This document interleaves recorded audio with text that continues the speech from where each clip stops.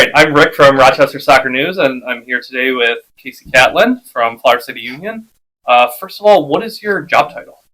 General manager. General manager. Yes. You have a few different things listed on the website, so I knew that. General manager. Are you from Rochester to begin with? Kind of. I'm from Penny and Canandaigua area. Okay. So did you grow up a fan of Rochester sports or any sports? I was a big sports person. That's what I went to school for. Didn't really grow up a big soccer person, which is why it's a little more interesting that this is the fourth soccer team I've worked with now. But yeah, no, I played every sport imaginable at some point in my life. Okay. Yeah, I know from your social media that you're a Bills fan, or at least go to Bills games. I'm actually a Rams fan first, but it's a little bit harder to get to LA, so okay. I'm a big Bills fan secondary. Did they ever play in Buffalo? No, they play this upcoming year in LA. Oh, okay. So you're going to be going out to that one? We'll see. So 4 teams you've worked for. Rhinos, Flower City Union, and then the Riverhounds in Pittsburgh, and then you said the Rhinos. Yes. The Flash. Okay. When I was with the Rhinos, it was kind of a dual thing where I did game days for the Flash because obviously they played at the stadium.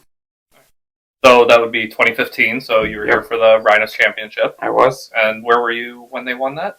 I was... I believe you told me you were setting up stuff in the... Yes, I was game day staff with Rob Taylor, who was the facilities guy for the Rhinos, who's now the facilities guy for the city, and still oversees the stadium. I was on the walkie, setting up the tarping off LA Galaxy 2's locker room, because it was looking like they were going to win. And then all of a sudden I frantically hear, stop, we got a goal. And then I ran up, watched the end of the game, saw the last goal, and then immediately had to run back to the locker room and tarp off the Rhinos. So you did get to see the... I did get to see the last one. Right. And how did you end up with the Rhinos? You went to college... Actually, how did you end up in college in West Virginia? Is that a question? Grew up a West Virginia fan. And I have friends that went for sports management. And kind of one of the things they always told me was go to a Division I college because they have the best grasp on athletics as a whole. So in turn, their sport management programs are usually a little bit better. So grew up a West Virginia fan. It was the closest sizable school like that. Also more affordable than some for being out of state. So then did they help you get an internship, or was that all on your own? That was all on my own mostly. I worked for the athletics program at West Virginia. Okay, so you did get experience in college, which really helps. Yeah. I'm sure. Then 2015 was the Rhinos, and then when did you go to Pittsburgh? So I did Pittsburgh when I was still at West Virginia. Oh, so before you started. Yeah, in the March before I was graduating. I actually got a job with the Pirates, but in baseball, you have home stands, obviously, and then you have weeks where you're away. So I picked up the Riverhounds as just a game day filler, and that's where I was the first time with the Riverhounds. And then I came back home. My timeline doesn't really make sense because I took some time off of school in between. So I actually worked for the Rhinos before I went to West Virginia. Oh, okay. Yeah. That I was not aware of. I just assumed that was after. No, that was during my little break where I was trying to figure out what I wanted to do. And then how long were you with Pittsburgh before after? Just for that 1 year. And then obviously I went back. And then how long were you back there for? Not long. Not long. Well, you were there for their Bob Lilly coaching them to almost the Open Cup Finals. Yes, so, I was. Yeah. Columbus Crew game broke the Highmark record for attendance. Just over 6,000 people. And yeah, upset them. And then I went to the FC Cincinnati game at TQL and got to see the 3-1 loss. And then came back here. Came back here. Union. How did you end up back here? Did you talk to them beforehand, or you just happened to be back in Rochester? No, Jimmy and Mark kind of were asking me. It was right after Andrew was leaving. Okay. So I was familiar with the organization, having been here the year before. So they gave me a call, kind of were trying to see if I had any interest in coming back. Obviously, I enjoy Flower City. Yeah. I enjoy being back home. So it just made sense. Ended up coming back, finishing out the year. All right, so was it more like you saw this as like having a future potential as why you would leave a like potentially higher up team to come back here for? Yeah. This was a more long term goal. Yes, definitely. Obviously, a higher title, being a smaller organization, that helps. And then also just being back home, I still follow the Riverhounds, still talk to a lot of people in that organization almost every day. Oh. But yeah, this is the team that got me back into working in sports. So, cool. And then, so that was about halfway through the season. Yeah. Okay, so obviously we know that they went on and won the championship. Besides the championship, what would you say was your highlight of the season? I mean, definitely that August. I got back to the team. June 15th was my start date. July 1st is when I actually got back to Rochester. So those first couple of weeks, I was just doing everything I could remote. And then July 1st was my first day back in Rochester with the team.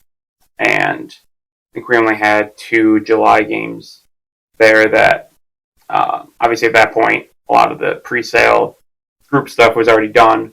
So I was really focusing on those 3 home games in August.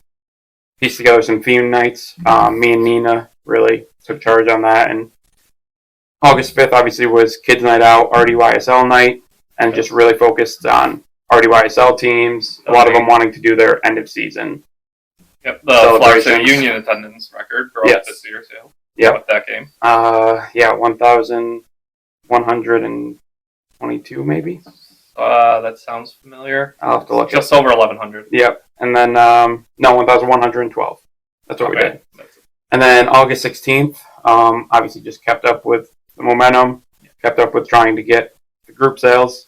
Obviously, when you reach out to groups like that, you have 3 options in August, so hoping that they choose one of the 3. That one, I think we ended up with 935. And then the last one, we ended up with 1,025. And then Savannah screwed us. And the next one. And then September. Well, even still, it would have been another month-long break between August 30th and September 30th. But yeah, no, they had COVID. So we had to cancel that. They said they had COVID. Yeah. We had the Rochester Soccer History Night planned, which I still have the warm-up shirts and everything from that game that need to go up for auction here soon. Yep. And the attendance at that game behind closed doors was 12. Yes. I could count them because they were all in one suite. Yes. It was very cold. Yes. Yeah, that was the other thing. What about on the field? What would you say would be a highlight of the season? Besides the I mean, it's hard to say anything about the championship, but definitely, I think it was the San Diego game where Logan Lee had his first goal of the year in the 98th minute. So the one where I had a personal emergency come up and I had to leave the game early, and I completely missed that. Yes. I wasn't even streaming it at the time. So that one. Yeah, that was fun. Okay, so I think it's time to talk about 2024. Okay. And they've left NISA. We have left NISA. First of all, why was this the time to leave NISA, do you think? Just as most people know, lower league soccer isn't the most lucrative business. Travel is hard. Traveling to LA, San Diego, even Chattanooga, maybe on the East Coast, but it doesn't have a huge airport like LA. So even with that, if you're not driving. Okay, how about you tell us the story about the Chattanooga commute for that last game? How's the commute home? So I never traveled with the team up until the playoffs, but that was my first game ever traveling with the team. We had our minivans. Me, Nelson, and Jordan driving our minivans down. And then, we had to stop in Kentucky to kind of split the drive up. Went down, stayed, won the game. Right after the game, wanted to obviously split up the drive a little bit for the next day, so we drove 4.5 hours back up to Lexington, Kentucky after winning that. I got back to the hotel 1:30, I think, and I had to then catch up with all the social media, everything, get that posted for the win. And then you were up at, I think you told me 6, 7 a.m. the next day to take everyone home? Yep. And then a little 11, 12-hour drive home from there. So travel definitely hard. Yes. So why NPSL over UPSL or USL2? Does it all come down to money? Is it all because finances, like especially like USL1 is probably an option that we would have liked to have gone to, but that requires millions of dollars more investment. Exactly. So I feel like unless you get those investors, you kind of have to. You have these choices. So why would it be? What's the difference between NPSL and UPSL? Why?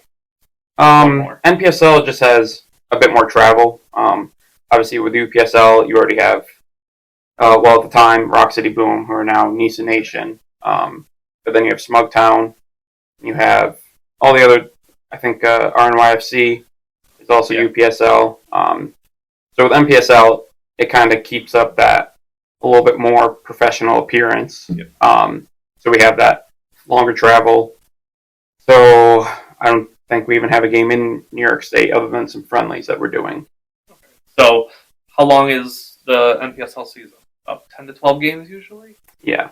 And then you hopefully supplement with a couple friendlies? Yep. Do you have any? That's the plan. We already have two conversations going. Just need to lock down schedules and then see where we can fit it in. With the women's team, is there any chance of a doubleheader?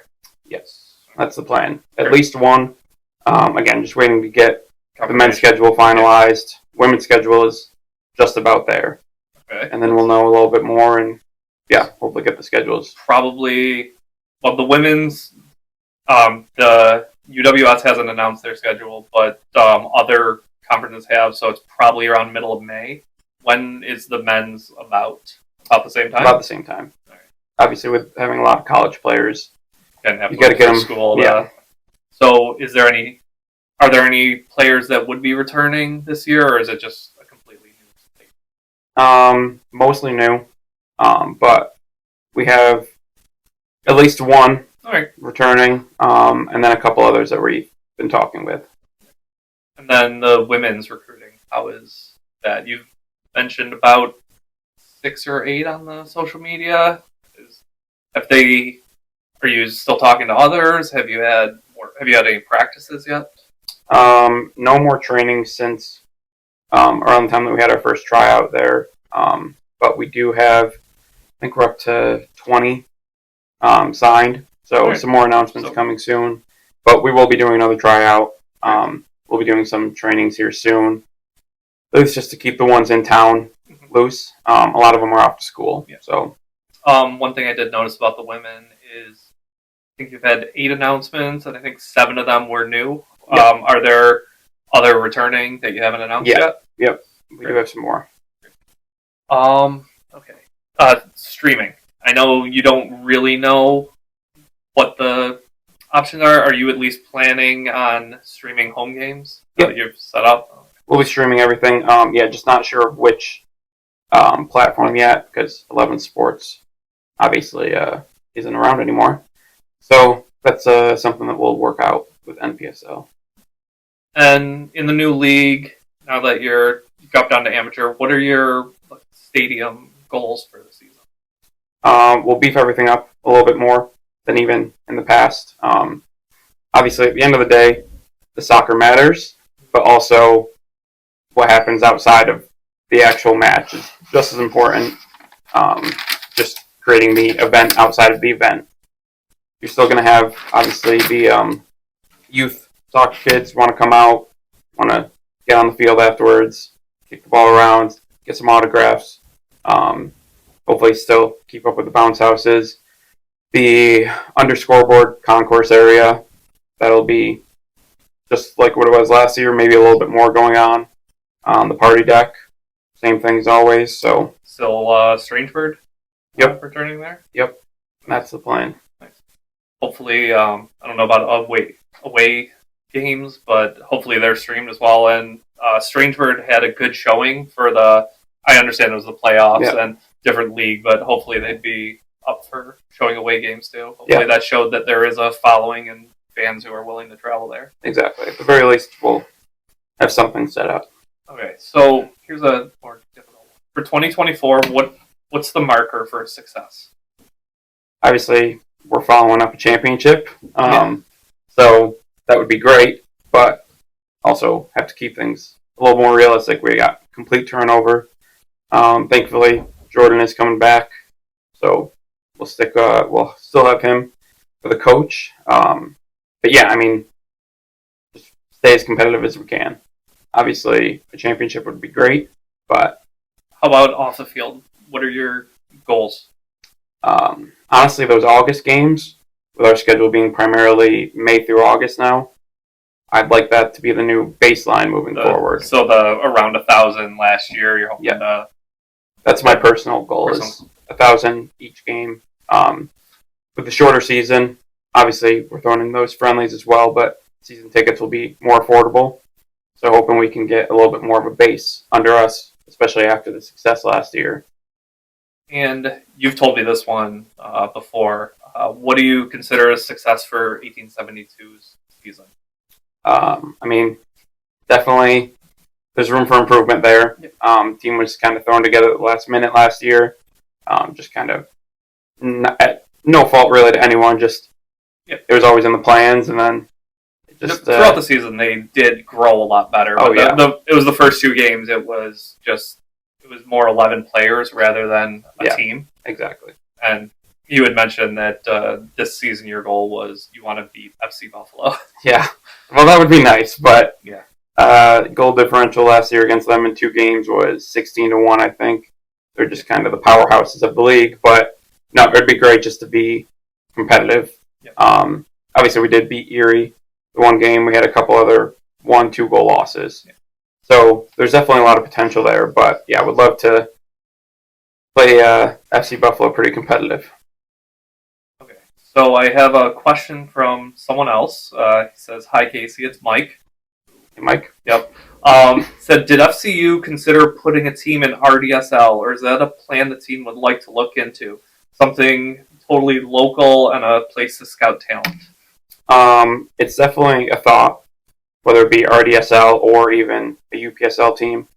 What a lot of teams will do is they'll do like a U23, U19 team in one of those. For this year, we didn't really look into it just because obviously everything going on, having to make the change. Yeah. But no, in the future, that's definitely a thought that we've had and likely.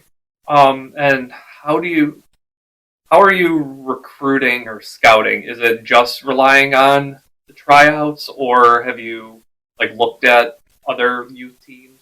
Yeah, no, we've done quite a bit of scouting, outreach. Obviously, that side, I mainly stick to business and let Jordan and the coaches handle most of that. Okay. But yeah, no, they've been doing their fair share of outreach and just different scouting around. Obviously, there's so many colleges in this area, so definitely looking at those teams, but also outside of this area as well. Great. And one other thing on the coaches, you mentioned that Jordan was returning. Nelson Fellow, he's announced his retirement after the championship, so he went out on a high. He did. That was nice that he got to do that. So, all right. And now I have one last stupid thing. I'll make you spin this wheel, and then you have to answer the questions that come up on these note cards. All right. It's also pretty random. I don't know whether it's going to be good ones or not, but it's going to be wild to. Number 9. Okay, first up, what's the weirdest food you've ever eaten? I'm not very adventurous with my eating habits. I'm a big texture guy. Never an onions. Won't even go there. Honestly, I'm not big on seafood, so me trying any seafood is adventurous for me. So even shellfish, like a shrimp. I'll eat shrimp. Okay. Fried or unfried. Okay. Anything outside of that, not really for me. So I would say honestly, me eating oysters. Okay. Is a big thing for me. All right. How late is too late to cancel plans with someone? I'd say 24 hours in advance is ideal. Okay. Anything less than that is a bit rude. Yeah. All right. And the final one, How would a dog wear pants?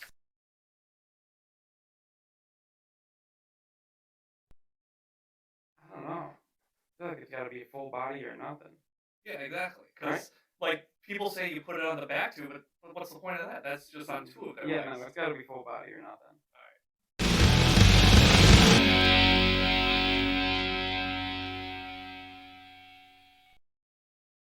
I'm Rick from. Oh, I already forgot. Russia's